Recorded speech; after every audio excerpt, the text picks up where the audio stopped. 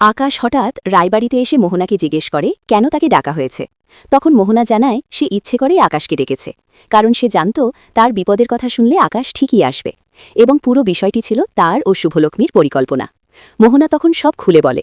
শুভ যখন তাকে ভুল বুঝে ঘরে নিয়ে গিয়েছিল, তখন সে কাঁদতে কাঁদতে জানিয়েছিল যে সে জানতই না তার দাদা নিজের স্ত্রীকে নিয়ে অস্ট্রেলিয়ায় চলে গেছে।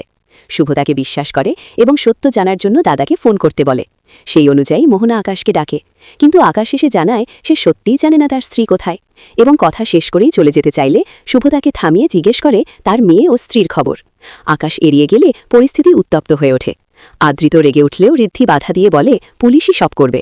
তখন আকাশ গর্ব করে জানায় সে এখন অস্ট্রেলিয়ার সিটিজেন, তাই তাকে এভাবে আটকে রাখা যাবে না। ঠিক সেই সময় আরিয়া এসে আকাশকে ড্যাড বলে ডাকে এবং সবাই হতবাক হয়ে যায়।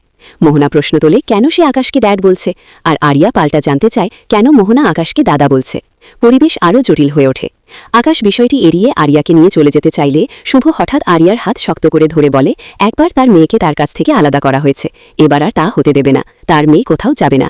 আরিয়া বিস্মিত হয়ে প্রতিবাদ করলে শুভ ভেঙে পড়া কণ্ঠে জানায় আরিয়াই তার বহু বছর আগে হারিয়ে যাওয়া মেয়ে স্ত্রী, এবং এই কথার সঙ্গে সঙ্গে চারদিকে নেমে আসে গভীর উত্তেজনা ও বহু বছরের চাপা রহস্যের।